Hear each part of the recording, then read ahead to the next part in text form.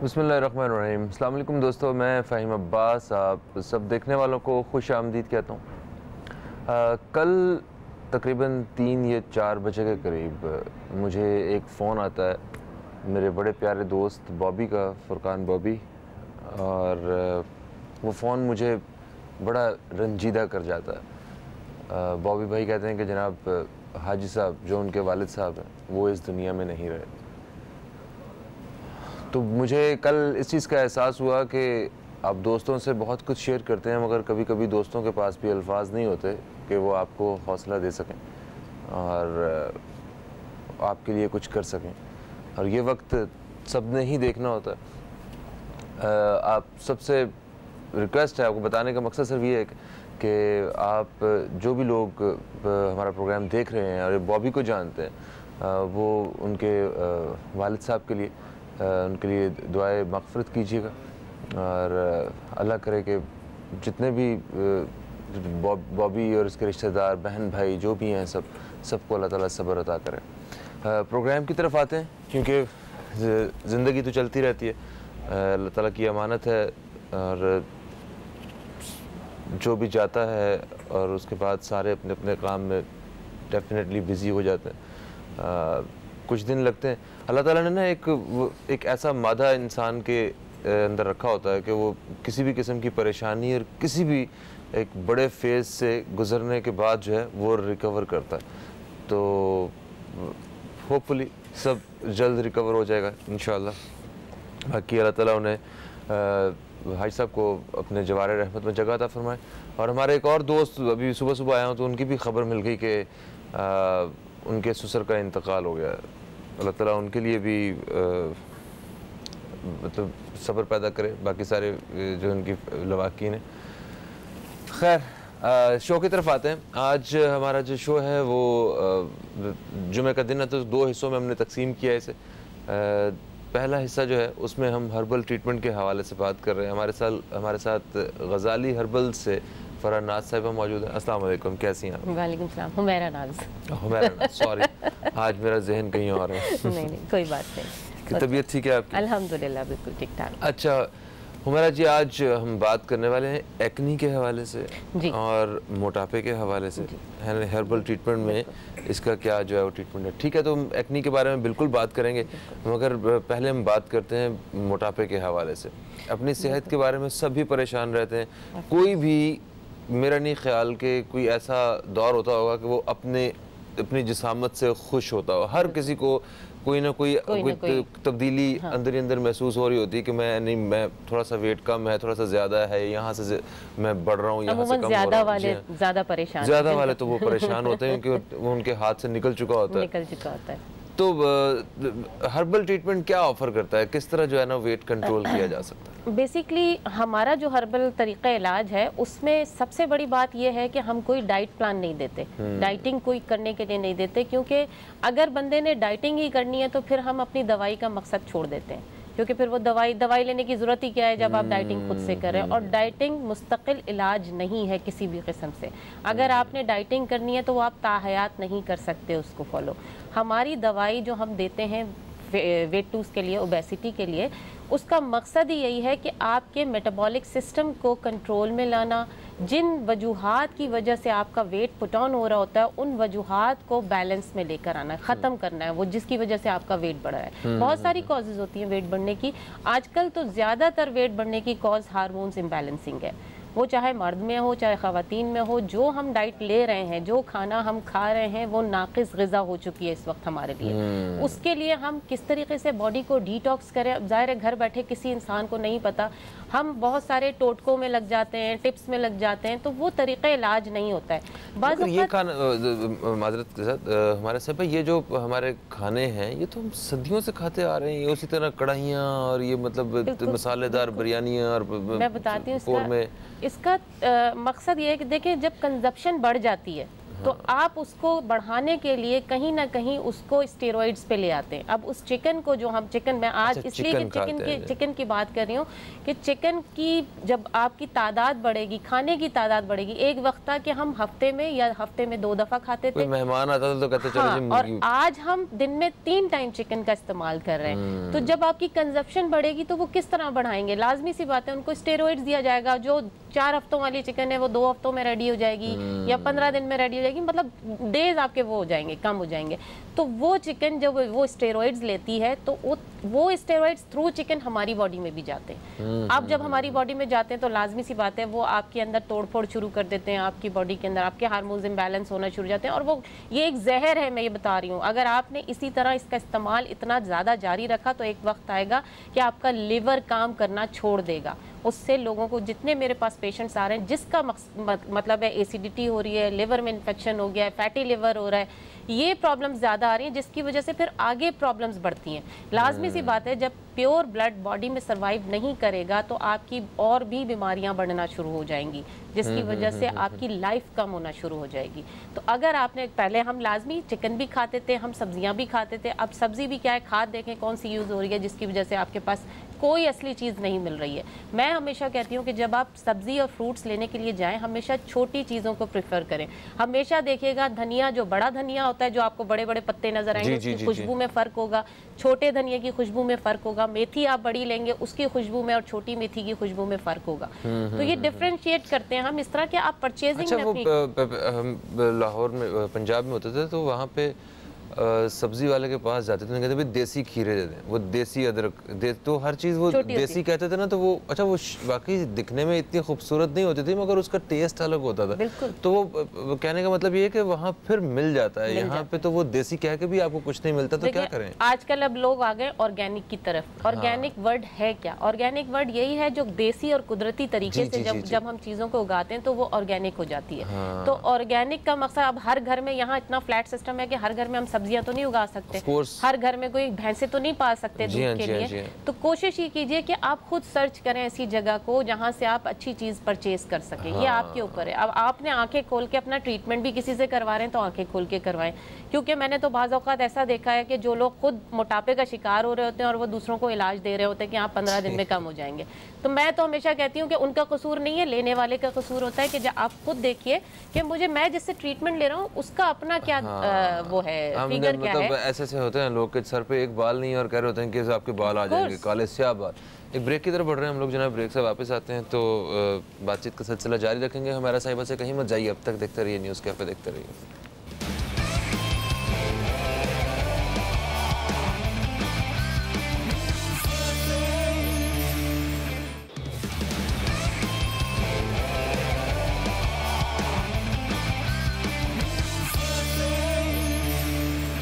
Welcome back दोस्तों, आप देख रहे हैं न्यूज़ कैफ़े। मैं हूं फ़हीम अब्बास और हमारे साथ हमारा नाज साहिबा मौजूद हैं गज़ाली हर्बल से। और वक्फे से पहले हम बात कर रहे थे मोटापे के हवाले से, और आपने कहा कि हमारी जो ग़िज़ा है ये नाक़िस है, और आपने कहा कि चिकन जो है ये एक बड़ा मेजर रोल प्ले कर रहा है हमारी बीमारियों में।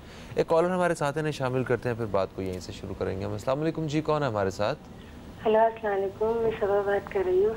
वालेकुम अस्सलाम। सबा साहिबा, कहाँ से कॉल किया आपने? हम कराची से बात कर रहे हैं। कराची से कॉल कर रही हैं आप, क्या कहेंगी सबा जी?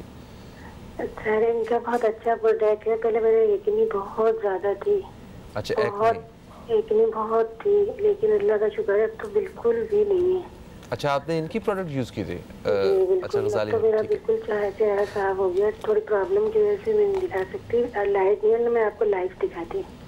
अच्छा अच्छा अच्छा, बिल्कुल ठीक है। और दूसरा ये कि अब हम बालों का इस्तेमाल करें, मेरे तो बिल्कुल सर में से बाल जगह जगह से खत्म हो गए थे, पूरी की पूरी गंजी हो गई। अब मैं इनके तेल इस्तेमाल कर रही हूँ तो अल्लाह का शुक्र है मेरे बाल भी बढ़ गए और काफी अच्छा रिजल्ट मिला मुझे। चले जनाब, बहुत शुक्रिया आपका, थैंक यू सो मच। आपने देखा और आपने कॉल किया और आपने चाहा कि लोगों को पता चले। एक्चुअली सबा को भी मेरे साथ यहाँ आना था। अच्छा, और अच्छा, ये इनको आई आना नहीं था। मेरी, अगर वो पिक्चर रिजल्ट दिखा सकते हैं एक्नी का ये वाला तो दिखाइए, वरना मैं यहाँ पर भी दिखा देती हूँ। उनको मैंने आपके उसमें कंट्रोल रूम में दिया है। जी, जी, जी, सबा के साथ ये था, आज से तकरीबन मैं 5 साल पुरानी बात बताती हूँ कि इनके इतनी एक्नी थी कि फेस को वॉश भी नहीं कर पाती थी, ये हाथ नहीं लगा सकती थी। ओहो।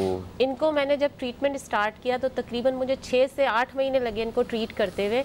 अब माशाल्लाह जब मैंने सबा को दोबारा देखा तकरीबन 15 दिन पहले, तो सबा बालों के ट्रीटमेंट के लिए मेरे पास आई थी 15 दिन पहले।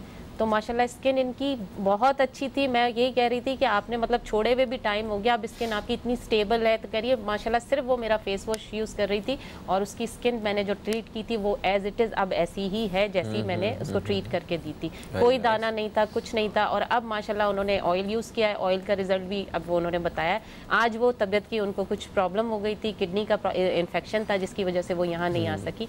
तो ये रिजल्ट मैं यहाँ पर दिखाऊंगी, दिख रहा है? जी, जी, दिखा, बिल्कुल दिखाएं। अच्छा। आप दिखाएंगी तो बिल्कुल दिखेगा। बिल्कुल। ये इनकी पहली वाली ये कंडीशन थी सबा की, जब ये आप देख रहे होंगे कि फेस पे इतनी एक्नी थी कि उनका फेस भी नज़र नहीं आता था।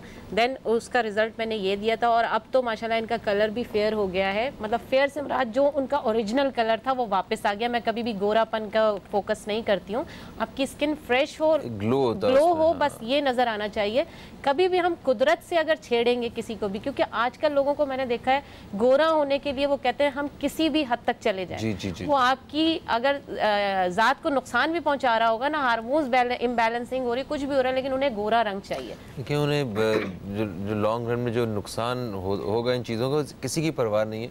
वो जो उनके आइडियल हैं, जो उनके मतलब जिनको मेंटोर समझा हुआ है, जो उनके जो सेलिब्रिटीज़ उनको देख के ये सब फॉलो करते हैं। अब हमारा जो तबका है मेरे ख्याल से 80% वो तबका है जो कि अफोर्ड भी नहीं कर सकता काफ़ी चीज़ों को। अब हम जब ऐसी चीज़ें हम दिखाते हैं ज़्यादातर लोगों को, और यहाँ पर मैं कहती हूँ कि ज़ाहिर है कॉम्प्लेक्स का शिकार तो हम ही उन लोगों को करते हैं कि आपने गोरा होना है, गोरे होने की ये चीज़ है। मैं कभी भी गोरा नहीं, मैंने कभी भी ये वर्ड यूज़ नहीं किया कि मेरी प्रोडक्ट से गोरा हो जाएगा, या मैं कोई टोटका ऐसा बता दूँ कि गोरा होने के लिए आप ये लगा लें। आप स्किन को फ्रेश रखिए और स्किन को ग्लो रखिए। मैं जो ट्रीटमेंट्स देती हूँ उसमें आपको क्रीम दूंगी जो आपके स्कार्स को ठीक करेगी, आपकी स्किन को ग्लो करेगी, फ्रेश करेगी।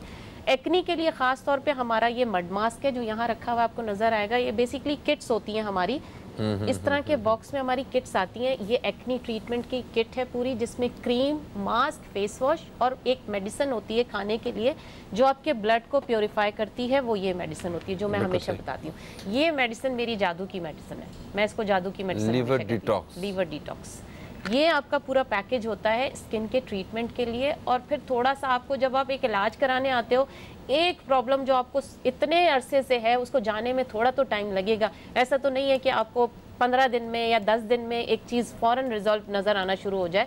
इसका ट्रीटमेंट ही इतना, मतलब 1 महीने में आपको 15 से 20 दिन में आपको रिजल्ट नज़र आना शुरू होगा कि आया ये आपको क्या रिजल्ट दे रहा है। बिल्कुल, हम एक बीमारी को महीनों और सालों लगा के बिगाड़ते हैं और फिर कैसे 15 दिनों में ठीक हो जाए। मोटापा जब आपके पास 92 और 90 मतलब क्रॉस कर जाएगा, जब आपको होश आता है कि जी अब मेरा वेट बढ़ गया है, अब मुझे कम करना है, तो वेट को कम करने के लिए फिर आप जाहिर है एक ट्रीटमेंट की तरफ आएंगे। बिल्कुल सही। अच्छा, कॉलर हमारे साथ है, शामिल करते हैं। अस्सलाम वालेकुम जी, कौन है हमारे साथ?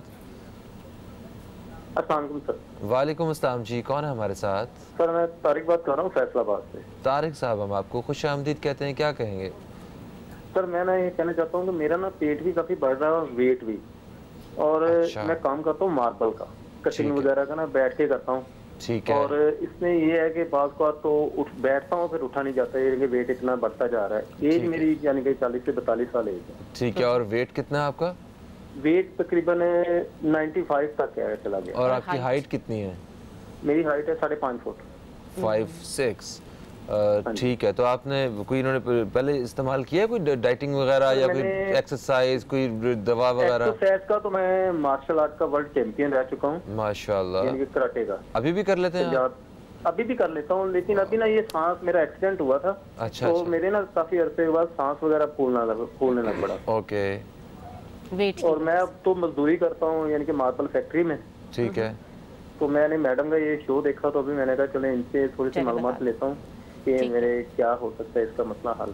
चलें, बिल्कुल और सही है। इसकी प्रोडक्ट आया कि महंगी है या सस्ती है, ये मैं पूछना बताते हैं। ये भी आपको बता मैं देंगे। मजदूर आदमी हूँ ना, इसलिए। चले आप नंबर पे मुझसे डायरेक्ट कॉल पे बात कीजिए। ये जो नंबर्स चल रहे हैं ना, आप ये नोट कर लीजिएगा और डायरेक्ट जो है वो आप राब्ता कर लीजिएगा ये हमारा साहिबा से। कौन से वाले, जो 0321 वाले?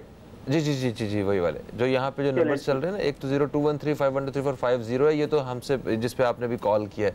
एक दूसरा नंबर चल रहा है जो अपॉइंटमेंट का नंबर है इनसे, तो आप उन पर रब्ता कर लीजिएगा। थैंक यू सो मच, आपने कॉल किया। अच्छा ठीक है, ये तो इनका तो हो जाएगा मसला, मगर यही प्रॉब्लम जो है बहुत सारे और भी हमारे दोस्त हैं जिनके साथ यही मसाइल है। वेट बढ़ गया और अब वो कंट्रोल में नहीं आ रहा, तो इसको कैसे कंट्रोल करना है इस बारे में बात करेंगे। एक छोटा सा वक्फा ले लेते हैं। तो दोस्तों कहीं मत जाइए, अब तक देखते रहिए न्यूज़ कैफ़े, देखते रहिए, अभी आपकी खिदमत में दोबारा हाजिर हो रहे हैं।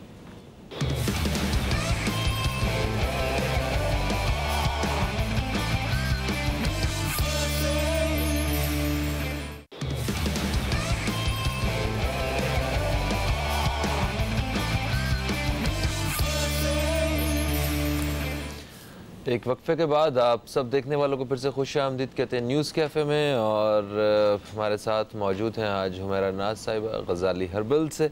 अच्छा, वक्फे से पहले हमारे साथ एक कॉलर मौजूद थे, तारिक साहब फैसलाबाद से, तो उन्होंने सवाल किया था। तारिक साहब, हम बिल्कुल आपके सवाल का जवाब देंगे, मगर एक कॉलर हमारे साथ और मौजूद हैं, हम नहीं चाहते कि वो उन्हें ज़्यादा इंतज़ार करवाया जाए, उनसे भी सवाल ले लेते हैं, फिर हम इस हवाले से बात करेंगे। अस्सलाम वालेकुम जी, कौन है हमारे साथ? हेलो, अस्सलाम वालेकुम। वालेकुम अस्सलाम, कौन है हमारे साथ? मैं सूबिया बात कर रही हूँ कराची से। सूबिया, कराची से हम आपको खुश आमदीद कहते हैं, क्या कहेंगी? मैं सबसे पहले तो मैं ये कहना चाहूँगी कि आपका शो बहुत ज़बरदस्त है। Thank you so much. And उसके बाद आप मैडम हमारा को अस्सलाम वालेकुम। वालेकुम सलाम। मैं ये कहना चाहती हूँ कि मुझे ना अपने स्किन के बारे में पूछना था। मेरी स्किन बहुत ज़्यादा डल हो रही है। एक्चुअली मुझे मेरी कज़न ने रेफ़र किया था मैडम हमारा का, तो मैं ये चाहती हूँ कि मैं इनसे मतलब इनके क्लिनिक आना चाहती हूँ। अच्छा। तो ये मुझे पता चल सकता है एड्रेस इनका कि मतलब किस तरह से आप इस नंबर स्क्रॉल हो रहे हैं, नंबर जो स्क्रॉल हो रहे हैं ना, आप उसमें कॉल कीजिएगा एड्रेस। और आपकी कज़न का क्या रिजल्ट आया जिसकी वजह से आप आ रही हैं? माशाल्लाह उसकी स्किन इतनी अच्छी हो गई है कि मतलब बहुत ज़्यादा ही उसके चेहरे पे एक्ने था और मतलब अजीब सी स्किन थी उसकी। लेकिन जब से उसने आपसे ट्रीटमेंट लिया तो उसकी स्किन बहुत ज़्यादा अच्छी हो गई है। तो मैं भी चाह रही थी कि मैं अगर आपसे मिल सकूं या आपकी क्लिनिक का, ठीक है, आप कॉल कीजिए, आप हमारे नंबर्स पे कॉल कीजिए, आपको क्लिनिक का एड्रेस पता चल जाएगा। थैंक यू सो मच जी, थैंक यू सो मच। अच्छा, सबसे पहले तारिक साहब के सवाल का जवाब देते हैं हम। अच्छा, वो उनका एक तो हाइट उनकी कम है, ऊपर से वेट उनका ज़्यादा है, और वो पहले बड़े एक्टिव रह चुके हैं, और एक्सीडेंट के बाद उन्होंने कहा कि वो बेड पे हैं और मतलब कुछ देर जो है ना वो रेस्ट करने की वजह से हाँ उनका सांस फूलना शुरू हो गया और वेट बढ़ना शुरू हो गया। तो क्या रिकमेंड करती हैं आप? पहली बात तो ये जितने हजरात हैं यानी जो इस तरह की फील्ड से रिलेटेड होते हैं, कोई जिम कर रहा है, कोई मतलब स्पोर्ट्स से है, या मैं मेजर कर्नल्स भी मेरे पास ऐसे आते हैं जो जिन लोगों के जो टमी है वो एरिया बढ़ जाता है क्योंकि एक्सरसाइज नहीं रहती इनकी रूटीन की, तो वो या तो मशीन की एक्सरसाइज के बजाय वॉक को मैं तरजीह देती हूँ कि वॉक करें। एक ये हमारा ये छोटा सा डब्बा है जिसके अंदर हम ये कहते हैं कि बग़ैर एक्सरसाइज के और बग़ैर डाइटिंग के आपने ये अपने वेट को लूज़ करना है, आपने अपने मेटाबॉलिक सिस्टम को बैलेंस में लेकर आना है और आपने अपने हार्मोन्स को बैलेंस करना है। तो इन सब चीज़ों का मजमुआ है इसके अंदर और इसके कोई साइड इफ़ेक्ट भी नहीं है। अच्छा, तो ये इसका क्या इस्तेमाल, इसमें होता क्या क्या है? इसमें ये दो फॉर्म में हमारे पास, पाउडर फॉर्म में भी है, टैबलेट फॉर्म में भी, जिसको जो ईजी लगे इनटेक करने के लिए वो हम उसको प्रोवाइड कर देते हैं। कहीं भी पाकिस्तान के अंदर जो शख्स बैठा है अपना सिर्फ एड्रेस दे, हमसे रब्ता करे, अपना एड्रेस हमें दे, हम यहाँ कुरियर के थ्रू उनको पहुँचाएंगे। और ये एक जो कोर्स होता है 2 मंथ्स का पैकेज होता है, इस पैकेज की कॉस्ट 2000 रुपीज़ है। अच्छा ठीक है, और ये 2 महीने का 2 महीने का पैकेज। अच्छा, और इसमें नहीं एक्चुअली इसमें जो प्रोडक्ट्स हैं आपकी, जो दवा है वो क्या काम क्या करती है? वो कुछ मैंने सुना है, कुछ होते हैं जिससे भूख लगना बंद हो जाती है, कुछ होते हैं जिससे मोशन लग जाते हैं, कुछ जनाब मतलब हाजमा ठीक हो जाता है, क्या ये क्या है? का तो लोग सिर्फ देते हैं कि मोशन ही मोशन होते चले जाते हैं और वो ये कहते हैं कि आपका जो है वेट रिड्यूस हो रहा है। तो वो अलग बात है, बंदे से खड़ा ना हो जाए मगर वेट, इसमें ऐसा कुछ नहीं होता। मोशन सिर्फ 3 से 4 दिन स्टार्ट में मोशंस नहीं होते, वो भी तकरीबन 40 to 50% लोगों को होते हैं सिर्फ 3 से 4 दिन, क्योंकि दवा का यूज टू नहीं होता स्टमक। उसके बाद आपके पास 3 ज़राए हैं आपके वेट को रिड्यूस करने के, आपके स्टूल पास के थ्रू, यूरिन पास के थ्रू और स्वेटिंग के थ्रू।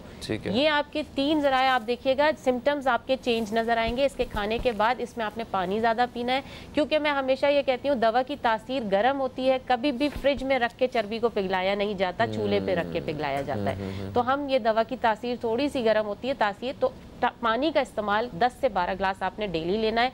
4 टैबलेट्स आपने सुबह लेनी होती हैं, 4 रात को लेती हैं, सिंपल। इसमें कोई डाइटिंग नहीं है, आप जो घर में बन रहा है वो खाएं, लेकिन बैलेंस के साथ। अच्छा, आप बता रही हैं कि इसकी तासीर गर्म होती है, तो आगे गर्मियां आ रही हैं तो उसके लिए कोई नुकसान? अच्छा, सिर्फ पानी ज्यादा पिएंगे तो सब बैलेंस हो जाएगा? बस पानी के साथ आपका ये बैलेंस हो जाएगा। खाने पीने में हम सिर्फ ये कहते हैं कि इसके साथ अगर आप हफ्ते में 1 दफ़ा लौकी कद्दू जिसे कहते हैं उसका सालन आप 1 हफ्ते में 1 दफ़ा साथ लें, बस। ये क्योंकि ये सुन्नत भी है, और साथ लेने से क्या होता है कि आपका ये जो बैलेंस हो जाता है, जो गर्म तासीर है इस दवा की वो बैलेंस हो जाती है इसके साथ। और एक कैबेज सूप देते हैं इसके साथ, बस। बाकी आप जो घर में बन रहा है रोटी, जी, बंद गोभी का सूप, आप जो घर में खाना बन रहा है वो खाइए। मैं हमेशा कहती हूँ कभी भी अपने स्टमक को किसी भी चीज़ को छोड़ो भी नहीं और आदी भी मत बनाओ। आपने रोटी चावल अगर छोड़ दिया तो वो आपका स्टमक फिर ये इसका यूज टू नहीं रहेगा, कभी भी खाओगे तो वो और ज़्यादा वीक हो जाएगा आपका स्टमक। तो हमेशा मैं उनको ये कहती हूँ कि आप इस तरह अपना वेट लूज कर सकते हैं, और इसके कोई साइड इफेक्ट नहीं है, PCSIR से टेस्टेड है। मेरी तमाम प्रोडक्ट्स PCSIR से इसकी रजिस्ट्रेशन हुई हुई है। बिल्कुल सही। अच्छा, आप ग़िज़ा के हवाले से एक जगह पे मुझे थोड़ा सा है, क्योंकि जो लोग मोटापे का शिकार होते हैं उनमें से बहुत सारे लोग ऐसे हैं कि जो खाने के बहुत शौकीन होते हैं, तो हाँ वो एक थोड़ी सी भूख रख के अगर खाना खाया जाए तो मेरा ख्याल है कि सारे मसले हल हो जाएं। फिर हल हो जाएंगे। अच्छा, अगर आप ये दवा के साथ साथ मतलब एक आदमी पूरा बकरा खा जाए और आपके मेरा वजन नहीं कम हो रहा, तो ये तो फिर आप दवा क्यों कर रहे हैं? हाँ। आप ये कहें कि जी आपकी ओवर ईटिंग जिसे है वो उसको आपको उस हैबिट को चेंज करना पड़ेगा। हम हमेशा ये कहते हैं, ये तो हमारी सुन्नत भी है कि आप एक हिस्सा छोड़ के भूख से उठें, ये आपकी सेहत के लिए अच्छा है। ये तो मैं हमेशा, ये मेरा भी उसूल है। आप ये देखिए, मैं कभी भी आप मेरे पास ऑफिस में आ जाए, घर पे आ जाए, मैं 1 रोटी से ज़्यादा नहीं लेती। कोई भी अगर मुझे कहेगा कि आप थोड़ी सी ज़्यादा ले लें, मैं ये मेरे ऑफिस का स्टाफ गवाह है कि कभी मैंने 1 रोटी से ज़्यादा नहीं लिया, क्योंकि मैं इसको बैलेंस रख के चलती हूँ। ये मेरी अब खुराक है। आफ्टर 40 आपने अपने आप को मेंटेन रखना है इन सब चीज़ों के लिए, मैं बता दूँ, क्योंकि अगर आपने नहीं रखा फिर वो आपके लिए नुकसानदेह होगा। अच्छा, एक चीज़ और मुझे किसी ने बताई कि आप जब खाने की ना रूटीन अक्सर चेंज होती रहती है, तो जैसे अगर आपने रात 10 बजे अगर डिनर करना है, 9 बजे डिनर करना है, तो एक दफ़ा वो वक्त गुजर गया ना तो दोबारा फिर आप कहते हो स्किप कर दें आप। बिल्कुल यही होता है। आप ये ऐसा नहीं कि रात 1 बजे खाएं, तो क्या ये सही है? हमारे अंदर एक मादा है पेप्सिन, वो आपका ऐसे काम कर रहा होता है। जब आपको भूख लगती है तो उसको चाहिए कि वो टाइम पे वो खाना चाहिए, तो अगर वो नहीं मिलेगा तो वो गैसेस बनाना शुरू कर देगा। अब वो जब गैसेस बन रही हैं और आप उसके बाद खाना शुरू करेंगे तो वो आपके लिए कभी भी डाइजेशन का काम इतनी जल्दी नहीं करेगा। जब आपका एक वो सिस्टम खत्म हो गया, टाइम खत्म हो गया, ओवर हो गया, तो वो क्या होता है, वो फिर आपके फैट्स डिपॉजिट करना शुरू कर देता है बॉडी में, वही आपके लिए नुकसानदेह है। अच्छा, तो यानी कि खाना टाइम पे खाना चाहिए, टाइम पे, और अगर ज्यादा देर हो चुकी तो फिर स्किप कर देना चाहिए। स्किप तो नहीं करें, लेकिन ये कि कोशिश थोड़ा सा कुछ खा लेना चाहिए, थोड़ा खाइए, लेकिन कोशिश ये करें कि अपना एक वक्त मुकर्रर कर लें कि इतने बजे हमने दोपहर का खाना खाना है और इतने बजे हमने रात का खाना खाना है। अपना टाइम टेबल आपने खुद बनाना है। इसके अगर आपने टाइम टेबल नहीं बनाया तो फिर आप इसी तरह आप मोटापे का भी शिकार होंगे, आपके बाल भी गिरेंगे, आपकी स्किन भी खराब होगी। ये सब चीज़ें आपको अपने लिए खुद मेंटेन करनी है। बिल्कुल सही। अच्छा, एक ब्रेक की तरफ हम लोग बढ़ रहे हैं, ब्रेक से वापस आते हैं तो हम हमारा नाज साहिबा से ये पूछेंगे कि एक अपने आप को मोटापे से बचाने के लिए हमें ब्रेकफास्ट जो है वो कैसा लेना चाहिए, वो हैवी ब्रेकफास्ट या बड़ा लाइट सा ब्रेकफास्ट। तो कहीं मत जाइए, अब तक देखते रहिए न्यूज़ कैफ़े, देखते रहिए।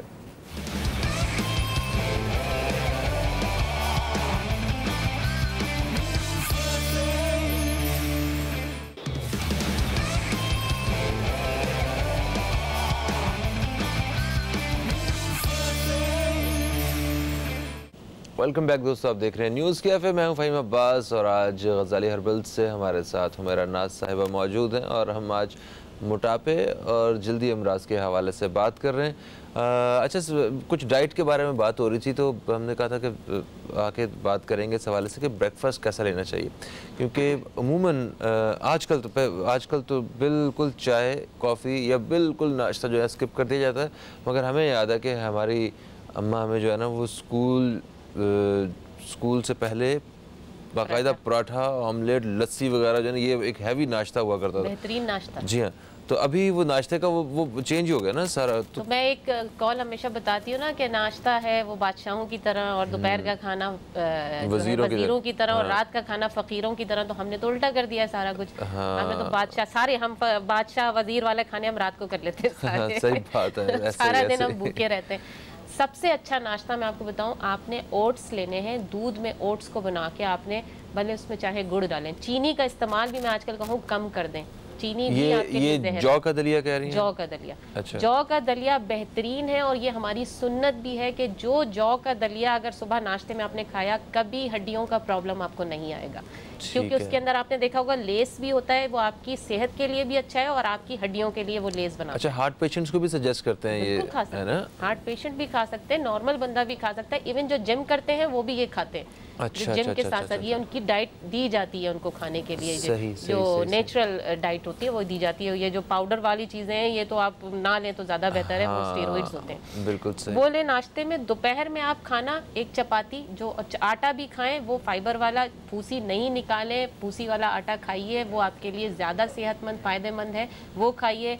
लाहौरी नमक का इस्तेमाल शुरू कर दीजिए। ये सब चीज़ें मैं एहतियात इसलिए बता रही हूँ कि ये आप लोग जो दूसरे नमक की तरफ, आयोडाइज नमक की तरफ हम आ गए थे, थोड़ा अपनी लाइफ चेंज करके देखिए। ये लाहौरी नमक वही जो पिंक कलर का होता है? पिंक, थोड़ा सा पिंक होता है। और इसमें जैसे पत्थर की तरह होता है, थोड़ा सा आप पिसपा के भी मिल जाता है अब आजकल तो, लेकिन आप लाहौरी नमक इस्तेमाल शुरू कीजिए। चीनी, मैंने कहा चीनी की जगह गुड़ आ जाए, गुड़ पे आ जाए वापस।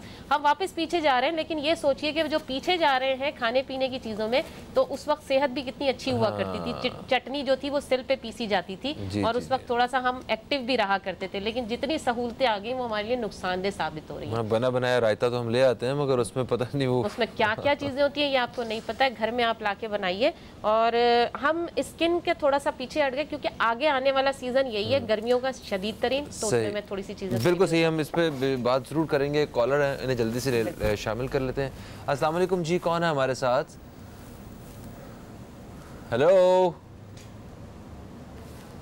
हेलो, अब लगता है हमने ज़्यादा होल्ड करवा दिया है, वो गायब हो गई। अच्छा जी, स्किन के बारे में बात कर रही थी आप। हाँ। तो ये जो एक्नी का जो प्रॉब्लम होता है, ये बेसिकली होता क्यों है? मतलब क्योंकि एक तो होता है कि एज की वजह से ना, कि आपकी कोई टीनेज में या जब जवान हो रहे होते हैं या बालिग जब होते हैं, तो तब जो है ना वो पिंपल्स वगैरह आते हैं, एक्नी होती है।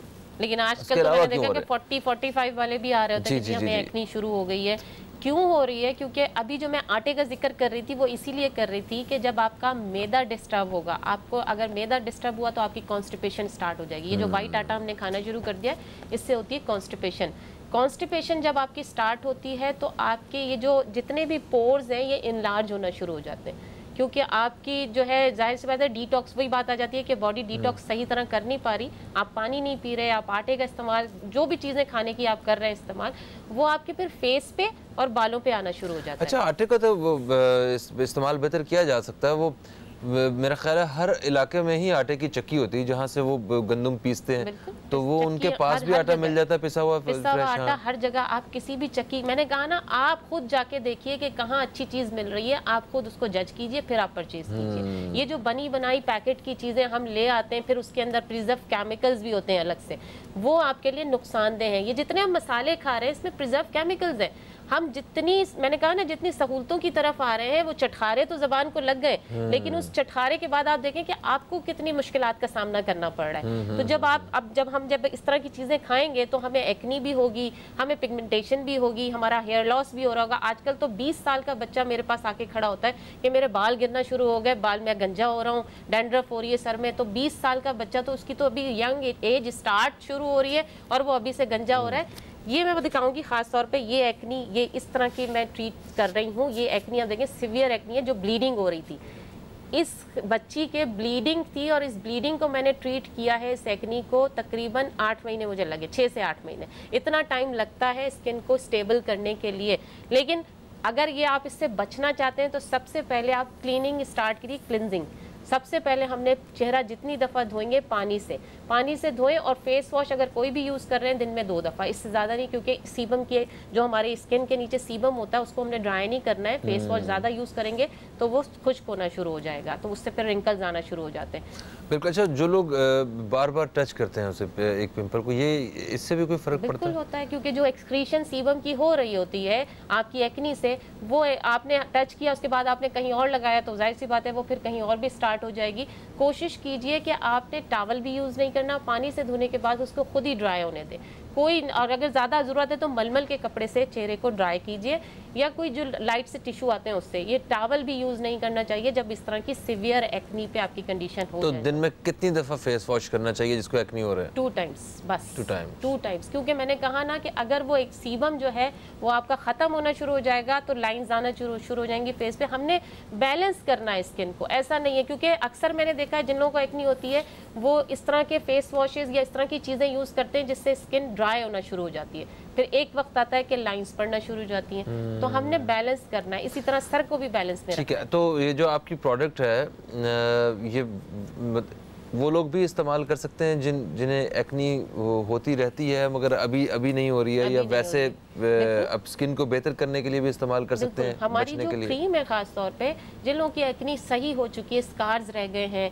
या वो चाहते हैं कि स्किन को हमारी की स्टेबिलिटी में रहे, अब सही मतलब हम चाहते हैं कि स्किन को फ्रेश भी रखे, हाँ। तो सिर्फ क्रीम और फेस वॉश भी यूज कर सकते हैं। तो ये पैकेज कितने का है आपका, ये एक्नी वाला जो एक्नी का पैकेज है वो मेडिसिन के साथ 2300 का है पर मंथ। अच्छा, ये हम देते हैं, और फिर जब डिलीवरी चार्जेस जो होते हैं वो एक्स्ट्रा होते हैं। डिलीवरी चार्जेस ये कि कहीं कुछ जा रहा होता है, कहीं कुछ जा रहा होता है, ये जो केजी के हिसाब से होता है कि फिर हम कहीं भी भिजवा रहे हैं, तो वो डिपेंड करता है 150 भी है, 200 भी है, 250 भी है, तो वो डिपेंड करता है कि आपका वेट कितना है, क्या आप मंगवा रहे हैं। थैंक यू सो मच हमारा नाज साहब। थोड़ी सी चीज़ बोलना जी चाहूँगी। प्लीज़। हम एक सैलून के साथ कोलैबोरेशन में मैं काम कर रही हूँ, लेडीज़ एंड जेंटलमैन सैलून है गुलशन में, और अब इंशाल्लाह उसकी इनॉग्रेशन में आपको भी बुलाएंगे, ज़रूर आइएगा वहाँ पर। तो मैं चाहती हूँ कि जो लोग अब ख़वातीन हैं या जेंट्स हैं किसी भी प्रॉब्लम का हल कर रहे हैं तो वो गुलशन में ज़रूर आइए हमारे। Thank you so much. दोस्तों एक ब्रेक की तरफ बढ़ रहे हैं, ब्रेक के बाद हम वापस आएंगे तो एक नहायत ही अहम मौजू पे बात करना है आज हमें। कहीं मत जाइए, अब तक देखते रहिए न्यूज़ कैफ़े, देखते रहिए।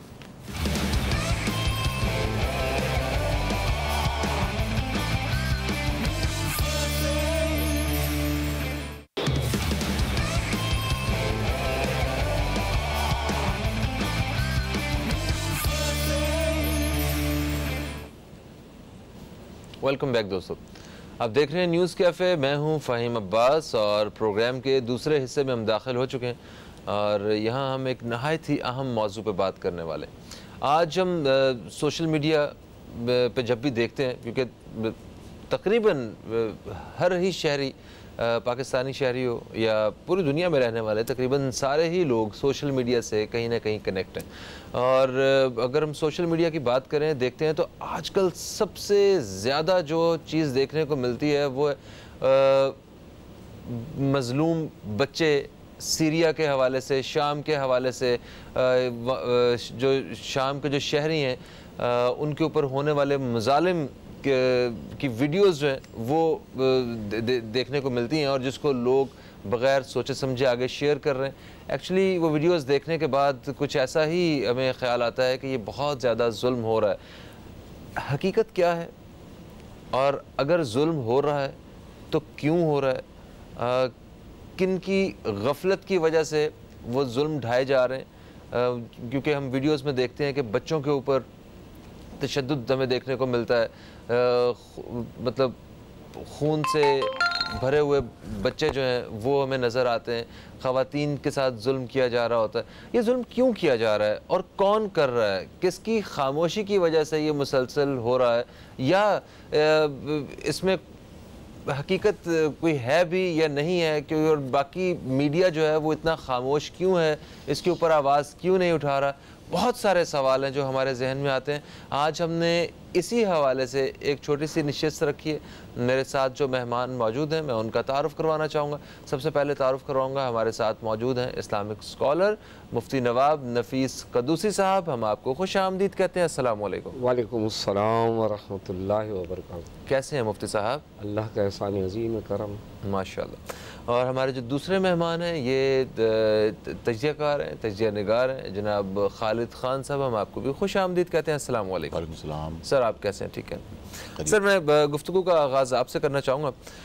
सबसे पहले तुम बताइए कि ये सूरत हाल है क्या जो हमें सोशल मीडिया पे नज़र आ रहा है, क्या ये सब ऐसा ही है? आज के दौर में जहाँ इंसानी हकूक़ की तंजीमें हैं और पूरे एक वर्ल्ड लेवल पे काम होता है, अगर कोई ऐसा जुल्म हो कहीं, वो खामोश क्यों हैं?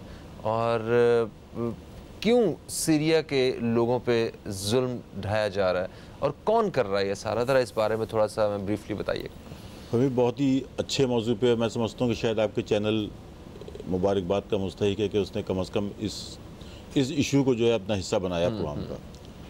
सीरिया का जो कुछ सूरत हाल है, यकीनन तस्वीर झूठ तो नहीं बोल सकती। जी हाँ, जी हाँ। तस्वीर तो हकीकत पर मबनी है। जी हाँ। अब वो जो शख्स उसको लेके आ रहा है मीडिया के ऊपर, यकीनन सोशल मीडिया पे हमारे जज्बात का वही इज़हार है और लोग कर रहे हैं उसके ऐसे ही है, लोगों के पास अच्छे अंदाज में कर लेते होंगे, कहीं बुरे हाँ। भी कर लेते होंगे। सही। लेकिन ये है कि जो तस्वीर है वो बोल रही हैं कि वहाँ पे कुछ हो रहा है। अब से 7 साल पहले वहाँ पे शाम में, सीरिया में लोगों ने अपने जमहूरी हक के लिए जुलूस निकाले। ठीक है। वहाँ की हुकूमत के लिए कि यहाँ पे एक जमहूरी अमल, वो बस ये समझो कि वहाँ की हुकूमत के लिए एक चैलेंज था। वो एक पूरी लहर थी जो अरब के अंदर। जमहूरियत नहीं थी वहाँ पे? जमहूरी शाम आप मतलब ये बिशारतुल असद जो है, मतलब मालूम है कि एक आमिर है, बाप के बाद बेटा आ गया। ठीक है। अब वो आमरीत के खिलाफ जद्दोजहद वहाँ पे ना अमेरिका को पसंद थी ना रूस को, यानी ये 2 ताकतें हैं ना जो पूरे उसमें गेम खेल रही हैं। इसी तरीके से खलीजी ममालिक के कुछ लोगों को भी यकीनन जमहूरियत रास नहीं आ रही। उस जद्दोजहद के बाद जो सूरत हाल पैदा हुई, उसमें फिर क्या हुआ कि वहाँ पे फिर जो है अमेरिका तो उसके पास 2-4 पॉकेट मौजूद हैं। वो कहीं दाश को दाखिल कर देता है, कहीं किसी को दाखिल कर देता है। वो कुव्वत भी वहाँ पे शामिल कर दी गई। उससे क्या हुआ कि अमेरिका को वहाँ दाखिल होने का एक मौका मिल गया। अच्छा, मतलब अमेरिका जो दाखिल हुआ वो मैं दाश को ख़त्म करने आया हूँ, मैं दहशतगर्दी को ख़त्म करने आया हूँ। इधर से रशिया, शाम, सीरिया जो है वो उसका है ही मुल्क है, मतलब वो तो उसके अंदर मौजूद है। अच्छा, माफ़ी चाहता हूँ, यहीं से बात को आगे कंटिन्यू कीजिएगा। ये जो दाइश है ये पैदावार किसकी है? ये मेरी अगर ज़ाती राय ली जाए तो इसका हकीकत से ज़्यादा मतलब ये है कि अमेरिका का ताल्लुक है। अच्छा। जहाँ भी आप बताएं, अफगानिस्तान के अंदर आप बैठे हुए हैं। हाँ। सारी फौज नेटो ममालिक बैठे हुए हैं और दाश मौजूद है। भाई क्यों मौजूद है? हाँ। भाई आप मतलब यहाँ पे बैठे हुए हैं और दाश मौजूद है। हाँ। इसका मतलब ये है कि ये आप ही की लेपालक है, ये आप ही इसको जब परवान चढ़ाते हैं अपने मकसद के लिए। अब वहाँ पे क्या हुआ कि डिवीज़न तक हो गई फिर, यानी वहाँ पे मतलब कुछ इस्लामी ममालिक जो हैं वो भी तकसीम हो गए।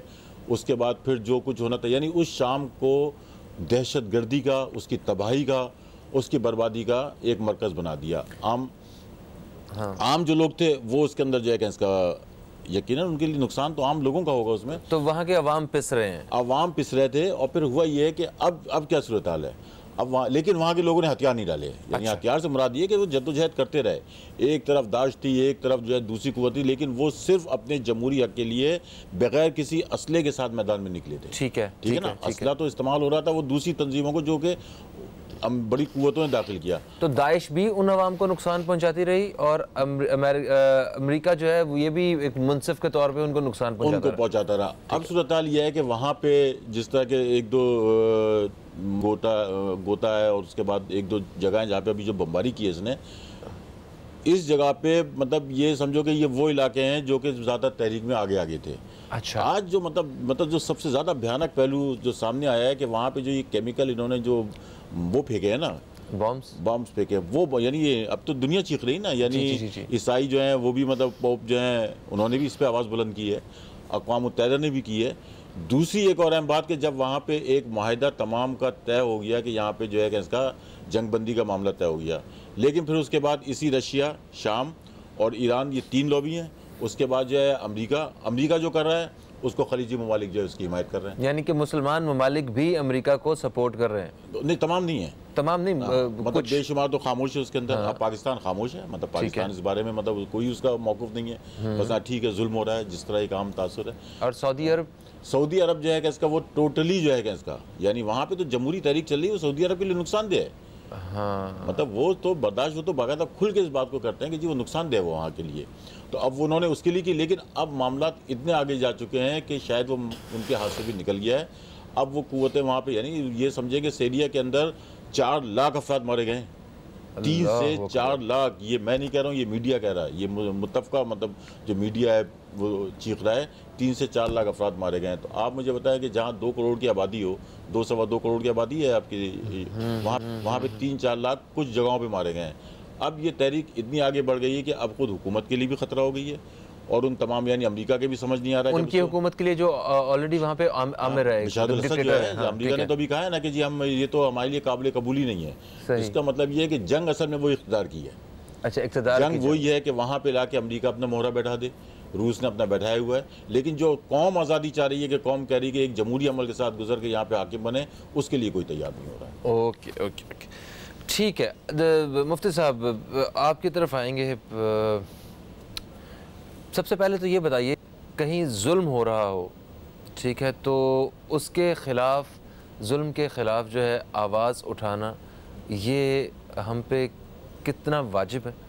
और फिर ख़ास तौर पे मुसलमानों के ख़िलाफ़ जुल्म हो रहा हो तो मुसलमान ममालिक का इस तरह खामोश रहना वो किस हद तक ठीक है? ज़रा इस बारे में बताइए।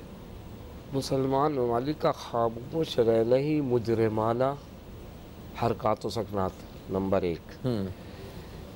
इस्लाम कहता है कि मुसलमान अगर आप इस्लाम की नुक्ते नज़र से पूछें, इस्लाम कहता है कि मुसलमान भाई हैं, अगर 2 लड़ रहे हैं तो तीसरा आके सुलह कराए, और अगर ना माने तो फिर वो जो जालिम है तो उसका साथ ना दे, बल्कि मजलूम का साथ दे। ठीक है। अब जिस तरह अभी हज़रत ने फरमाया कि अमेरिका का जो समझ ले बगल बच्चा छोड़ा हुआ दाइश है, सही है। अमेरिका की ये पॉलिसी रही है, उसका थिंक टैंक बैठकर हमेशा मुसलमानों के खिलाफ कोई ना कोई किसी किस्म की साजिश कर रहा होता है। जैसे 8% इजराइल के अंदर यहूदी हैं और 92% मुसलमान हैं, उन्होंने उनका जीना हराम किया हुआ है, इसलिए किया हुआ है कि उसका पूरा साथ अमेरिका दे रहा है। ठीक है ना, लिहाजा ये इस तरह करके अब यहाँ पर जो गफलत है या कुछ है, सब इस वक्त मफादात की पॉलिसी दुनिया में चल रही है। चाहे किसी मुल्क में सियासी पार्टियों की हो, चाहे किसी मुल्क के अंदर इख्तिदार की हो, जंग तो है इख्तिदार की और उसके अंदर कोई इखलास नहीं है, कुछ भी नहीं। उसका रिजल्ट क्या है? उसका रिजल्ट ये, जैसे अब मालूम हो रहा है कि उसका ये कुछ जो नहीं बोल रहे हैं मुसलमान ममालिक, तो हमारे नज़दीक क्या है वो समझ लो कि वो यहूद और नसारा के पेरोल पर है। इसलिए कहा पेरोल से मतलब कि उनसे पैसे ले रहे हैं, पैसे आ रहे हैं ना, तो खामोश है। एड के नाम पे, कर्जों के नाम पे, जी वो इसी तरह देते हैं। वो ऐसे नहीं देते कि तुम्हारे घर का खर्च कर दे रहे हैं। वो कह दिया उन्होंने, कहा तुम्हारे यहाँ जो तंजीम चल रही है ना, इदारा, उसके लिए हम दे रहे हैं। वो इदारे के अंदर आएगा तो समझ लो कि उस इदारे का जो सरबराह है, सब चीजें उसी में निकलेंगी। जी इदारे के नाम पे गाड़ियाँ दे दी, अब इदारे के ऊपर सरबराह कहेगा एक गाड़ी तो मेरे पर्सनल इस्तेमाल में होगी 24 आवर्स। लिहाजा ये खूबसूरत तरीका है रिश्वत देने का, खामोश करने का।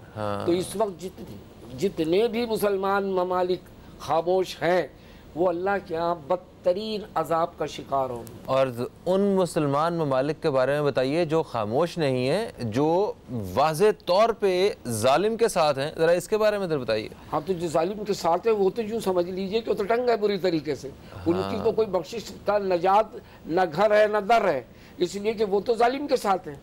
जो जालिम के साथ है और वो जुल्म कर रहा है, छोटे छोटे बच्चे मर रहे हैं, और इस कदर जैसे भी फरमा रहे हैं कि साहब वो 4 लाख मर गए। जी, 2 जैसे कराची में 2.25 करोड़ लोग हैं जी। अब फर्ज कीजिए कि कराची जैसे शहर में जहाँ इतनी आबादी के लोगों में 4 लाख लोग आके मार दिए जाएं, तो वही छोड़े हो जाएंगे, वही सूरत जी जी जी। इसका मतलब ये होगा कि फिर खड्डे बड़े बड़े खोद के सबको डाले जाए। जी जी, वो इज्तिमाई कब्रें बनाई जाएंगी। तो फिर तो ये देखिए, आप ये सोच लीजिए हमारे यहाँ खामोशी क्यों है। हमारे यहाँ हुए, दूसरे और ममालिक हुए मुसलमान, वो खामोश है, और वो खामोशी उनकी दर हकीकत जालिम की रजामंदी की दलील है, जालिम का साथ देने की दलील है।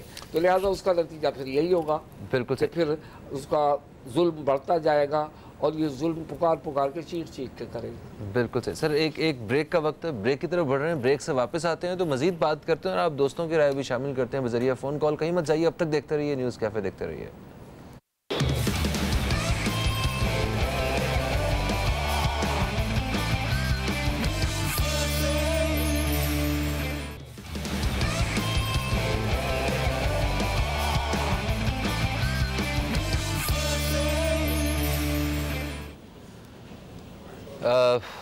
वक्फे के बाद आपको फिर से खुशामदीद कहते हैं न्यूज़ कैफ़े में। और प्रोग्राम के इस हिस्से में हम बात कर रहे हैं शाम के हवाले से, जो सीरिया में, शाम में बेबहा जानों का ज़िया हो रहा है, उस हवाले से एक बातचीत का सिलसिला जारी है कि एक्चुअल सिचुएशन क्या है वहाँ पे, जो असल सूरत हाल है उस पर बात हो रही है। खालिद खान साहब हमारे साथ हैं जो कि तजियाकार हैं, और उनके साथ साथ हमारे साथ मौजूद हैं मुफ्ती नवाब नफीस कदूसी साहब जो कि इस्लामिक स्कॉलर हैं और एक मुअल्लिम भी हैं। एक कॉलर हमारे साथ हैं, इन्हें हम शामिल करते हैं। अस्सलाम वालेकुम जी, कौन है हमारे साथ? हेलो हेलो, अस्सलाम वालेकुम जी, कौन है हमारे साथ? फहीम भाई, याहिया अर्ज कर रहा हूँ। याहिया भाई, कैसे हैं आप? जी जी बिल्कुल, आपको सलाम और दोनों हमारे मोहतरम मेहमानों को भी सलाम हो। वालेकुम सलाम। और पहले तो मैं अफसोस करना चाहूँगा क्योंकि मुझे पता चला है कि हमारे बॉबी भाई के वालिद का इंतकाल हो गया है, तो उनकी मैं ताज़ियत करना चाहता हूँ। अल्लाह ताला उन्हें अपने जवारे रहमत में जगह अता फरमाए। बिल्कुल, हम उनके गम में बिल्कुल शरीक हैं। देखिए, बात थी कि मैं, अगर आप सीरिया की सिचुएशन की बात करेंगे ना, तो सबसे पहले तो मैं ये कहूँगा कि हम लोग बहैसियत मुस्लिम उम्मा हम क्या कर रहे हैं। हम अफसोस का इजहार कर रहे हैं और सब कुछ कर रहे हैं, लेकिन जिनके पास रिसोर्सेस हैं हमारे खुसूसन अरब कंट्रीज, वो क्या कर रही हैं? वो अय्याशियों में लगी हुई हैं और वो उन लोगों को सपोर्ट कर रहे हैं जो गैर, मतलब जो हमारे दुश्मनों को वो ज्यादा सपोर्ट कर रहे हैं। क्योंकि आप देखें ना, सऊदी, आप भईम भाई अंदाजा लगाएं, सबसे बड़ा दुनिया का असला लेने वाला मुल्क है, और असला वो कहाँ से ले रहे हैं? उन्हें ये फिक्र नहीं है, उनको अपनी सल्तनत बचाने से फिक्र। सीरिया की पोजीशन बड़ी कॉम्प्लिकेटेड है, आप उसको समझ जितना आसान से नहीं सकते कोई। यानी आप ये देखें ना, उसमें रशिया भी इन्वॉल्व है, दूसरे लोग भी इन्वॉल्व है। वहाँ हमें, अगर आप आम आदमी से पूछे तो उनको ये पता नहीं चलेगा वो क्या रहा है। असल में हम लोग को जो करना है ना, वो देखना ये है कि हम एज ए मुसलमान, हमारी उम्मा एज ए मुसलमान क्या कर रही है। अगर हम उनके लिए देखें, ये आग सीरिया की सिर्फ लगी हुई है, मुझे तो फिक्र है, मैं आपके तजिया निगार खालिद भाई से भी, मुफ्ती साहब से कहूंगा, इस्लामी पॉइंट ऑफ व्यू से ये आग फैल के हमारी तरफ भी आएगी। अगर हमने इसको बुझाने की कोशिश नहीं की तो ये, इस बात पे जरूर सोचना चाहिए, हम अपनी मस्तियों में पड़ते रहेंगे तो ये आग हमारे घर पे भी आएगी। इससे बचने की कोशिश करनी चाहिए। बिल्कुल सही, बहुत शुक्रिया, बहुत शुक्रिया जी। खालसा भी इन्होंने भी यही बात की कि देखें, अगर हम इसी तरह खामोश रहेंगे तो कल को ये हमारे साथ भी ऐसा हो सकता है, तब भी सारे ये अवाम जो है ना, ये सोते रहेंगे। एक चीज़ जो कि अभी मुफ्ती साहब भी बता रहे थे कि मुस्लिम ममालिक बहुत सारे जो हैं वो खामोश हैं और कुछ जो हैं वो जालिम के साथ हैं, ठीक है। अगर ये खामोश ना हो और जुल्म का साथ छोड़ दें, ये तो फिर एक वर्ल्ड वॉर शुरू हो जाएगी, एक आलमी जंग शुरू हो जाएगी, जहाँ इतने सारे ममालिक आपस में दूसरी ताकत के साथ लड़ रहे हैं। तो इस बारे में क्या कहेंगे आप? इसका कोई और भी तो रास्ता हो सकता है। जो याया भाई ने बात की है ना, या जो हम कर रहे हैं बात, ये जो आप कर रहे हैं, ये समझे कि एक आम शहरी की आवाज़ है ये। यानी आम जो अवाम है, चाहे किसी भी मुल्क के हों, वो सब एक है। यानी उनकी सोच एक है, उनकी जो है कि इसका जाविया मुसलमानों के लिहाज से अगर मिलाएं तो वो सब एक हैं। लेकिन ये जो इक़्तिदार में आके बैठे हुए हैं, इनके जो है इक़्तिदार की खातिर, इनके अपने मफादात की खातिर, इंटरनेशनल क़ुव्वतों की ताबेदारी की खातिर इनकी तकसीम पैदा कर दी गई है। आप उठा के तमाम ममालिक का आप देख लें कि उनकी सूरत हाल है कि उन्होंने अपने अपने मफादात के लिए, मिस्र के अंदर जो है कि इसका हुकूमत बनी, एक इस्लामी हुकूमत बनी, वहाँ पर जो है कि इसका उठा के आपने जो है कि इसका फ़ौज की मदद से कर दिया। चुप है अमरीका, बैठे हुए हैं। उसके लिए जो है सऊदी अरब ने वहाँ पे भी मुखालफत की, सऊदी अरब ने वहाँ पे भी मुखालफत की। तो वो बात सही कह रहे हैं कि ये हमें सोचना होगा कि हम गैर जानिबदार क्यों हैं। एक हक की जंग है जिसको हम हक समझ रहे हैं कि यह हक है, या कम अज़ कम इतना करें कि जो इस्लामी ममालिक हैं, जो अरब ममालिक हैं, जो उनकी जो अपनी बनी हुई तंजीम मौजूद है, इस्लामी ममालिक की तंजीम मौजूद है, वो क्या रोल अदा कर रही है, कहाँ चली गई वो तंजीम, क्या रोल है उसका, कौन सी पॉलिसी दी उसने। इसलिए कि डिवीज़न है, यानी उनकी डिवीज़न यहाँ तक हो गई कि अक़वाम मुत्तहिदा के अंदर भी उनकी डिवीज़न नज़र आती है, इस्लामी ममालिक की तंजीमें भी नज़र आती है, अब इस सूरत हाल के अंदर जो नुकसान हो रहा है वो सिर्फ इस्लामी ममालिक में अवाम का हो रहा है। बिल्कुल सही। और उस सूरत हाल के अंदर वो बात सही है कि ये अगर नहीं किया गया तो आपको, और ये कहा है कि अगर पूरी दुनिया के अंदर जो है कि इसका कुफ्र होगा तो हक की अगर आवाज़ उठेगी तो वो सीरिया से उठेगी। ये नबी करीम सल्लल्लाहु अलैहि वसल्लम की हदीस है कि वहाँ से जो है कि इसका सीरिया से जो है हक की आवाज़ उठेगी। तो इस सूरत हाल में कि इसका मतलब ये है कि वहाँ के अवाम उठे हैं, वहाँ के अवाम ने मुसलमानों की तर्जुमानी की है, लेकिन जो हाकिम है वो मुसलमानों की तर्जुमानी नहीं कर रहा है। बिल्कुल सही। सर एक कॉलर हमारे साथ हैं, हम शामिल करेंगे। अस्सलाम वालेकुम जी, कौन है हमारे साथ? वालेकुम अस्सलाम जी, कौन है हमारे साथ? जी मुनीब बंगश बात कर रहा हूँ हमगू से जी। मुनीब बंगश साहब, हम आपको खुश आमदीद कहते हैं। कैसे हैं आप दोस्त, ठीक हैं? जी बिल्कुल खैरियत, तो खैरियत से। शुक्र अल्हम्दुलिल्लाह, शुक्र। क्या कहेंगे? मैं सर ये कहना चाहूँगा कि देखें हमें अफसोस है यकीनन कि आज जो कुछ हो रहा है सीरिया के अंदर, लेकिन इससे पहले अगर हम देखें कि सीरिया की तो अभी कुछ महीनों की बात है या 1 साल की बात होगी। इससे अलग अगर आप देखेंगे कश्मीर में बरसों हर हाल से क्या जो जुल्म हो रहा है और दूसरे ममालिक में, मैं ये समझता हूँ कि देखें अगर 1945 के बाद जब यूनाइटेड नेशंस का जो वजूद आया तो उसमें जो एम और टारगेट थे जो दुनिया को प्रोटेक्शन के लिए, मैं ये समझता हूँ कि अक़वाम मुत्तहिदा की जो पॉलिसी अगर वो सिर्फ उन ममालिक के लिए है जिन पे उनका जोर चलता है तो ये तो अफसोस की बात है।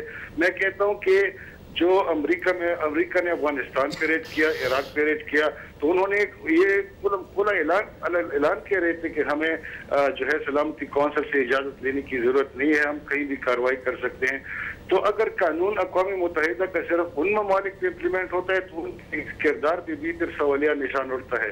और दूसरी बात यह है कि जो अक़वाम मुत्तहिदा जो इंसानी हकूक के इदारे हैं, अगर वो भी एक चीज़ पे खामोश हैं तो ये और भी काबिल अफसोस अमर है कि दुनिया में जहाँ भी जुल्म हो रहा है, अगर सिर्फ डॉलर कमाने की बात है, अगर सिर्फ प्रोजेक्ट्स लेने की बात है, तो अक़वाम मुत्तहिदा या इसके साथ साथ जो इंसानी हकूक के इदारे हैं वो खामोश है। पाकिस्तान की जहाँ तक बात है, अल्हम्दुलिल्लाह हम फख्र से कह सकते हैं कि जहाँ पे भी जुल्म हुआ है पाकिस्तान का मौक़िफ़ हमेशा खारजा पॉलिसी में बहुत वाज़ेह रहा है और हमेशा जुल्म के खिलाफ आवाज़ भी उठाई है और अमलन भी करके दिखाया है। तो ये दो चीज़ें हैं, अक़वाम मुत्तहिदा की खामोशी, उनकी जो जानिबदाराना किरदार है, और साथ में इंसानी हकूक की जो खामोशी है वो यकीनन काबिल अफसोस है। बिल्कुल सही। Thank you so much, thank you so much. ये जो इंसानी हकूक़ की तंजीमें हैं और ये यूनाइटेड नेशन जो है अक़वाम मुत्तहिदा, इसका किरदार और अमेरिका का किरदार मुझे कुछ देख के ना एक वो मिसाल याद आ रही है। वो सूरत हाल जिस तरह एक गांव का चौधरी हो और उसी गांव का एक थानेदार हो, तो वो किसी भी किस्म की कोई जो खबर जो है, कोई रिपोर्ट जो है वो चौधरी साहब के ख़िलाफ़ तो नहीं हो सकती। वो तो सबसे मुअज़्ज़ज़ आदमी है और सारे कानून जो हैं वो तो गाँव वालों के लिए होंगे, चौधरी साहब के लिए तो नहीं है ना कोई कानून। तो मुझे कुछ ऐसा ही लग रहा है। भाई इन्होंने जो भी बात की है हम इसी पर डिस्कस कर रहे हैं कि ये पहले बताएं कि ये जो इंसानियत का राग अलापते हैं, इंसान कहीं बिल्ली मर जाए तो कह लीजिए कि आ जाता है, कहीं भैंस गिर जाए तो उसको उठाया जा रहा होता है, तब हम वो आ जाती है सारी की सारी रेस्क्यू। याद है यार, पहले ये बताइए आपके ये इंसानों का खून इतना सस्ता है, जानवरों से भी ज़्यादा सस्ता है, खुदा न खास्ता कि वो मर रहे हैं, उनको बेदर्दी के साथ कत्ल किया जा रहा है और सारे खामोश बैठे हैं। इसका मतलब सारे पेरोल पर। अच्छा, रह गया ये कि तमाम जितने भी अवाम हैं किसके, हुकूमतों के या ममालिक के, वो सारे के सारे बिला तफरीक मज़हब के, वो सब का दिल दुख रहा है, सब चाहते हैं, लेकिन वो बेचारे बेइख्तियार हैं। भाई देखें ना, अब अगर पाकिस्तान कुछ उसका कलीदी किरदार अदा करेगा तो हुकूमत करेगी ना, मैं तो नहीं करूंगा, आप तो नहीं करेंगे जाकर, हमारे पास तो कोई इख्तियार नहीं। हमारे पास तो वही एक सोशल मीडिया है, उस पर शेयर कर देंगे और हम बोल रहे हैं उसी में निकल रही है सबकी बड़ा निकल रही है। इसके अलावा तो हमारा कुछ नहीं है ना। कितने लोग हैं, कोई है ऐसा जिसके पास जाके पूछे जी सीरिया के अंदर ये जुल्म हो रहा है, आपको पसंद है? वो तो पढ़ देगा आपको, वो कहेगा ये कह लीजिए कि हम उसका बर्दाश्त कर सकते हैं। यानी सब खोल रहे हैं, सबका खून खोल रहा है, सिर्फ खोल रहा है, और वो बेचारे बैठे हैं क्योंकि वो जाहिर है कि वो उन्हीं के लॉबी के लोग हैं, वही पे रोल पर है उनके, वही उनकी ख्वाहिशात और उनके तहफ़्फ़ुज़ात को पूरा वो करते हैं, क्योंकि सब हमारे यहाँ भी अग़राज़ व मक़ासिद की सियासत। सर एक चीज़ मुझे बताइए कि ठीक है, जो गैर मुस्लिम जो ममालिक हैं और ख़ास तौर पे ये जो ताकतवर ममालिक हैं जो पूरे अपनी पॉलिसीज़ और अपनी साजिशें लेके आ जाते हैं, किसी के घर घुसने के लिए इन्हें वहाँ पे थोड़ा सा दहशत गर्दी का एक एलिमेंट पैदा करना होता है। ठीक है, जैसा कि सर ने भी कहा कि दाइश जो है वो पैदावार उन्हीं की है। तो क्या मुस्लिम कंट्रीज़ जो हैं, जो जितने भी मुस्लिम उम्मा जो है, ये सो रहे हैं क्या कि कोई भी आए आके यहाँ पे कोई साजिश करके चला जाए, कोई चीज़ जो है ना वो यहाँ पे एक इंजेक्ट कर दे और वो उसको वो फलती फूलती रहे और आप खामोश रहें। पहले आप इतनी जगह दे दें और उसके बाद जब चीज़ मर्ज जो है ना वो आपसे आपका जिस्म बर्दाश्त ना करने लगे तो फिर आप दूसरों को दावत दे दें और आके वो आपका बुरा हाल करके रख दें। हम लोग जो हैं जैसे पाकिस्तान में भी इतने मतलब इतनी सारी लड़ाइयों में हम फंसे हुए हैं, किस तरह हम जाके वो लड़ाई उनका साथ दे सकते हैं? भाई बिल्कुल बहुत अच्छी सी बात की आपने। और मुझको तो उसको मैं कंपेयर कर रहा हूँ किससे, जैसे हमारे यहाँ उलमा की एक गवर्नमेंट ऑफ पाकिस्तान की बनाई वो है, ठीक है ना, तंजीम, जहाँ पर उलमा घर पे बैठे रहते हैं, उनको चेक मिल जाता है। जी सही है। दीनी बेइंतहा खलफशार मच रहा होता है, सब हो रहा होता है और वो खामोश बैठे होते हैं। इस्लामिक नज़रियाती कौन से, ठीक है, किसी काम की नहीं है, सिर्फ पैसे बट रहे हैं उसके अंदर, उसको बंद कर देना चाहिए। यही हालत आपकी वहाँ है। जुल्म हो रहा है, बर्बरी कश्मीर के अंदर जुल्म हो रहा है, आंखों से नजर नहीं आ रहे, अंधे हैं सारे, लूले हैं, लंगड़े हैं, बहरे हैं। अच्छा क्या करें, लड़ाई शुरू कर दें, कोई वो भी एटम बम फेंके, हम भी फेंके? नहीं, लड़ाई नहीं है। आपके पास जब 56 से 57 ममालिक जो है मुसलमानों के, वो एक मुअस्सर तरीके से आवाज़ उठाएं, जो अक़वाम मुत्तहिदा जो बना हुआ है बंदरबाट करने का इदारा, उसके अंदर जाएं, वहाँ बात करें जाकर। उसके लिए ज़रूरी है कि इत्तफाक हो। जी ठीक है। आज मुसलमान ममालिक में भी जो लड़ाइयाँ हैं, पीछे एक मुसलमान एक पार्टी को सपोर्ट कर रहा है, दूसरा मुसलमान मुल्क दूसरी पार्टी को सपोर्ट कर रहा है, और एक ही मुल्क के अंदर वो दो अलग अलग जगह से फंड लेने वाली जमातें जो है वो आपस में एक दूसरे गिरेबान पकड़ के बैठी हुई। अच्छा ये सिर्फ वो इन दो ममालिक नहीं है, उन दो ममालिक के साथ अलग अलग लोगों के इत्तेहाद। तो जब आपस में ही हम लोग ये लड़ाई झगड़ा करेंगे तो किस तरह आवाज उठाएंगे किसी के लिए? देखिए ना, बस वही बात आ गई ना, ये जब डिफरेंसेस क्रिएट होंगे तो ऐसे ही जुल्म होगा। दो भाई लड़ रहे हो आपस में, तो तीसरा फायदा उठाएगा ना। तो बाहर के फायदा उठाएंगे, बाहर का फायदा उठाएगा, आते हुए चलते हुए आएगा। आज जैसे मालूम हुआ एक दुकानदार के पास एक शख्स गया, देखो दुकानदार और एक को लड़ रहे, उसने कहा भाई लड़ाइयाँ नहीं करो। उसने कहा देख मैंने 100 रुपये दिए, याद रखना। उसको फिर इस तरह करके उसने अपने 500 रुपये की फिगर चढ़ा ली। अब आप अंदाज़ा लगाओ, फिर जहाँ पर इत्तेफाक ना हो, इत्तेहाद ना हो, सादी कहते जे इत्तेफाक मगस शहद नी शवत पैदा। मक्खियों के मगज कहते हैं शहद की मक्खी को, शहद की मक्खियों के इत्तेफाक करके थूकने से एक जगह अल्लाह ताला शहद पैदा कर देता है, उस थूक को शहद बनाता है। वाह वाह वाह। तो उसका कहते हैं जे इत्तेफाक मगज शहद नी शवत पैदा, खुदा चे लज्जत शीरी दर इत्तेफाक निहात। अल्लाह ने क्या मिठास रखी है इत्तेफाक में, छुपा रखी है, पोशीदा रखी है, तो इत्तेफाक तो हो ही नहीं रहा है। बिल्कुल सही कह रहे हैं सर। एक कॉलर हमारे साथ है, हम शामिल करते हैं। अस्सलाम वालेकुम जी, कौन है हमारे साथ?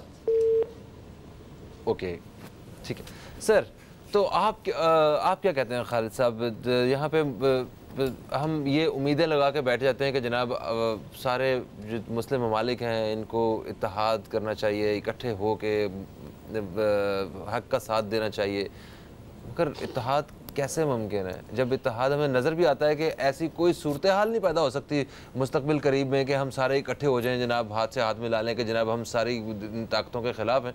तो हमें सिर्फ बर्दाश्त करना पड़ेगा। बात ये कि ये बड़ी आइडियल गुफ्तगू है कि सारे इस्लामी ममालिक एक हो जाएं। हाँ देखें ना, मतलब ये बहुत आइडियल है, हमारी ये अवाम की हमारी आपकी ख्वाहिश है। अमलन सूरत हाल मैं समझता हूँ आपके सामने भी है, हमारे भी सामने, लेकिन इस पाकिस्तान में भी हुआ है कि उलमा कराम बहुत मुख्तलिफ जहनों के थे, मुख्तलिफ तबके के थे, मुख्तलिफ फ़िक़े के थे, लेकिन एक वक्त ऐसा आया इस मुल्क पे, मतलब जिसके अंदर बैठ के 22 नुकात तय किए गए हैं और उसके बाद तमाम उलमा ने बैठ के जो है एक इस्लामी वो बना के जो है हुकूमत को पेश किया और वो उसको लेके चले हैं। मतलब इस हद तक हुआ इस मुल्क के अंदर और होता रहता है। आलमी सतह के ऊपर भी तंजीमें मौजूद हैं, जब मौजूद हैं तो वो कुछ ना कुछ नुकात के ऊपर क्यों नहीं आ जाती। हो ये रहा है कि एक तो ये है कि वो एक आ नहीं रही हैं इसलिए कि उनके मफादात हैं, दूसरे में सबसे बड़ी वजह ये आ रही है कि ये हैं आमिर, इन ममालिक के अंदर है आमरियत, यानी खलीजी ममालिक के अंदर सबसे बड़ा मसला ये है कि फ़र्द अपने इक़्तिदार के खातिर हर चीज़ कुर्बान करने को तैयार है। तो मेरी अपनी ज़ाती मतलब एक राय है कि इन ममालिक के अंदर एक जमहूरी अमल होना चाहिए। अमेरिका बहुत चीखता है कि जमहूरी अमल, लेकिन जहाँ जमहूरियत इस्लाम किसी इस्लामी मुल्क में परवान चढ़ती है वहीं पे वो हमला करता है, जहाँ उसके मफादात होते हैं वहाँ पे वो जो है जब आमरियत है वो आ जाएगा। पाकिस्तान में उसके मतलब का कोई अगर आमिर आ गया वो उसकी हिमायत कर देगा, नहीं आया तो जमहूरियत नहीं है, इमदाद बंद। यही हाल मिस्र के अंदर हुआ, यही हाल जो है शाम की जो जद्दोजहद है उसका आगाज़ ही यही है, मतलब आगाज़ उसका यही है। उसके लिए एक शख्स को डील करना आसान है, एक जमहूरी अमल को, एक जमहूरी मुल्क को डील करना बहुत मुश्किल काम होता है। अच्छा, वैसे जमहूरियत एक बेहतरीन तरीक़ाकार है, एक बेहतरीन तर्ज़ हुकूमत है जो कि इस वक्त साबित है, मतलब जितने भी कामयाब और खुशहाल ममालिक हैं वो जमहूरियत के ही तर्ज पे चल रहे हैं ना। देखिए, जब आप डेमोक्रेसी कहेंगे तो उसमें सिर्फ फ़र्क क्या होगा, उसमें आवाम की राय जो है वो मुकद्दम होगी। सही। हुक्मरान जो हैं, जो भी आएगा, जो भी एजेंसी होगी, वो सब आवाम के गुलाम खादिम होंगे। और शाहद जहाँ पर आएगी वहाँ मुतलकुल इन्नान बैठा होगा। अब हमारे यहाँ जो है, जहाँ जमहूरियत नहीं है, वहाँ जो खराबियाँ आ रही हैं, जो भी हुक्मरान बैठे हुए हैं वो मुतलकुल इन्नान है, वो तो बादशाह है। आवाम की राय की तो कोई हैसियत ही नहीं। दूसरी सर एक कॉलर जल्द से शामिल कर लेते हैं, फिर उसके बाद हम आते हैं इस पे। अस्सलाम वालेकुम जी, कौन है हमारे साथ? जी उमर याद जनाब, आपको खुशामदीद। जी उमर साहब, आपको खुशामदीद कहते हैं। क्या लाहौर से मैं हूँ भाई। जी लाहौर से पैफाइन की कहना चाहते हो? हाँ, मैं उर्दू में बात करूंगा। पंजाबी सर अच्छी बात है, अच्छी बात है, बात कीजिए, बस टीवी का वॉल्यूम कम कर दीजिए। वॉल्यूम कम कर दिया, बंद कर दिया बल्कि मैं बात करना चाह रहा था कि ये जो सारी गुफ्तगू हो रही है मैं पूरी शुरू से सुन रहा हूँ। इसमें ये हजरत जो मुफ्ती साहब हैं, ये भी जो और दानिश्वर बैठे हैं, ये भी, मेरी गुजारिश ये है कि इस वक्त इनके सबकी राय बिल्कुल दुरुस्त है कि इस वक्त हमारे जो हुक्मरान है तमाम मुस्लिम ममालिक के, उनको अपनी अपनी कुर्सियां बचाने की पड़ी हुई है, अपनी अपनी हुकूमतें बचाने की पड़ी हुई है। और अक़वाम मुत्तहिदा और दूसरे जो इदारे जो ह्यूमन राइट्स के बने हुए हैं वो सिर्फ और सिर्फ तागूती कुव्वतों के मफादात को लेके चल रहे हैं, उन मफादात को वो सपोर्ट उनका तहफ़्फ़ुज़ कर रहे हैं। जबकि मुसलमानों के अफकार का मफादात का तहफ़्फ़ुज़ करने वाला ना कोई कौम है, ना कोई हुकूमत है। हम सिर्फ ये जो मुसलमान ममालिक के अवाम उन्नास हैं उनमें ये शऊर उजागर करना चाहिए। ये जो मुफ्ती साहब अभी फरमा रहे थे, दूसरे दानिश्वर जो फरमा रहे थे कि हमें ऐसी हुकूमत जो गई गुजरी थोड़ी बहुत हुकूमतें जो हैं, जैसे पाकिस्तान में कुछ पार्टियां ऐसी हैं जो इस्लाम को कुछ अच्छा समझती हैं, तुर्क कौम है, उनमें जो ऐसी हुकूमतें हैं उनके लिए मेरा पैगाम है कि जो ये चाहते हैं कि कुछ ना कुछ मुस्लिम ममालिक के लिए पजीराई होनी चाहिए, उनके तहफ़्फ़ुज़ होना चाहिए मफादात का, जी। उनको आपस में सिर जोड़ के बैठना चाहिए। बिल्कुल सही, बिल्कुल सही। Thank you so much, thank you so much. यही इसी के ऊपर हम बात कर रहे हैं कि किस तरह मुमकिन है कि ये सारी जो मुसलमान क़ुव्वतें हैं ये एक हो जाएं और जुल्म के ख़िलाफ़ खड़ी हो सकें, कम से कम आवाज़ उठा सकें। जब ज़्यादा मजबूत हो जाते हैं तो उसके बाद दूसरी क़ुव्वतें जो है ना वो भी एक दफ़ा सोचती हैं कुछ कहने से पहले, कुछ करने से पहले। तो जितने टुकड़े कर दिए जाएंगे उतना तोड़ना ज़्यादा आसान हो जाएगा। जिस तरह भी आपने फरमाया था मुझसे जब मैं कह रहा था इत्तेफाक और इत्तेहाद पर के साथ, क्या हम लोग इसका ये सारे के सारे लड़ने लगे, बम मार दे? नो यार, 1.5 अरब मुसलमान हैं दुनिया में और उनके ममालिक कितने हैं? 1.5 अरब ममालिक, उसका अवाम के 56 से 57 मुल्क, 57 मुल्क कहीं खड़े होकर जाकर बाकायदा बात करते हैं तो एक आवाज़ होगी ना। हाँ सही सही। सर खालिद साहब आप बताइए, आपकी नज़र में इसका हल क्या है? अवाम इसी तरह बेबसी की हालत में अब वो वीडियोस और वो तस्वीर जो हैं वो शेयर करते रहेंगे, या सिर्फ अंदर ही अंदर एक तकलीफ़ जो है ना वो लेके बस ज़िंदगी गुजारते रहेंगे कि किस तरह हम उनकी मदद कर सकें? हमारे पास क्या हाल? देखें भाई, सोशल मीडिया के अंदर तो आप नहीं रोक सकते किसी को भी, सही है, ठीक है ना। एक ठीक है, मतलब कुछ लोग सही करते हैं, लेकिन ज़्यादातर अच्छी भी आ रही है। मतलब बहुत सी, यानी बहुत से लोगों को बर्मा और वहाँ पे जो कुछ हुआ है सोशल मीडिया से पता चला, वहाँ पे जो कुछ हो रहा है सोशल मीडिया से पता चला। तो ये एक ऐसा ज़रिया आ गया है जिससे एक बेचैनी तो पैदा हो जाती है, लोगों को पता चल जाता है कि हाँ क्या हो रहा है। अब बात ये करने का क्या है, तो करने के लिए बहुत कुछ कर सकते हैं। ज़रूरी नहीं है कि आप हथियार लेके कूद पड़े उस जंग के अंदर जो आलमी सतह पर छेड़ी जा रही है। और यही नहीं, जो तुर्की को सबसे बड़ा ख़तरा क्या है, तुर्की को ख़तरा यह है कि उसके साथ जो है, यानी वहाँ पे तुर्क जो लोग हैं वहाँ, उसको जो है अमेरिका ने इस्तेमाल किया, और इस्तेमाल करने के बाद वो तुर्क के ख़िलाफ़ आ रहे हैं वो, यानी वहाँ पे जो बैठे हुए हैं तो कुर्द अब उसके ज़रिए तुर्की के अंदर एक इस्लामी जमहूरी मुल्क है तुर्की, जो दुनिया के अंदर मैं समझता हूँ कि शायद तमाम हैसियत रखता है, जो हैसियत रखता है। और उसमें अंदर एक जज्बा है इस्लामी कुव्वतों का। दूसरा फिर पाकिस्तान है। हाँ। क्या ऐसा नहीं हो सकता कि आप नहीं जाएं, असला लेके नहीं जाएं आप, ठीक है आपकी कुछ मजबूरियां हो सकती हैं कहने को, तो आप एक एटमी कुव्वत हैं, आप जो चाहे करें। जब एक मतलब फ़र्ज़ करें कि ईरान एक आवाज़ बुलंद कर रहा है वहाँ पे, अपने जो उसके मफादात हैं, जो उसके अपने टारगेट हैं, वो करने के लिए कर रहा है, तो फिर क्यों नहीं ईरान भी मिल जाए, पाकिस्तान भी है, तुर्की भी है, बैठ के वहाँ का ये तय करें। शाम एक इस्लामी मुल्क है, सही, यानी कि इस्लामी मुल्क है। हाँ। और ये सफारतकारी के ज़रिए मुख्तलिफ जरिए से बैठ गए, लेकिन पाकिस्तान में सफारतकारी और सियासी दूसरे मामलात के अंदर तो बिल्कुल खत्म हो चुकी है। बिल्कुल, यानी कि एक कॉन्फ्रेंस की जा सकती है, कोई किसी भी मुल्क को एक कदम आगे बढ़ा के एक कॉन्फ्रेंस अरेंज करनी चाहिए, सबको इकट्ठे करके जो है ना। Sir thank you so much, thank you so much. आप देखें इस सारी गुफ्तगू में जो हासिल है वो यही है कि जो असल काम करना है वो हुक्मरानों ने करना है, और अगर आपके हुक्मरान खामोश हैं तो इसका मतलब है कि आपने बड़े गलत हुक्मरान जो है ना वो मुंतखब किए हुए हैं। तो सारे मुसलमान एक्चुअली आज के दौर में हम सबको अपने जो हमारे पास इख्तियार है, जो हमारे पास एक वोट का राइट है, उसको बिल्कुल सही इस्तेमाल करना है। अल्लाह ताला मुसलमानों के लिए और पूरी इंसानियत के लिए आसानियाँ पैदा करे। अपना बहुत सारा ख्याल रखें। आपसे कल मुलाकात होगी, कल तक के लिए खुदा हाफिज़। पाकिस्तान जिंदाबाद।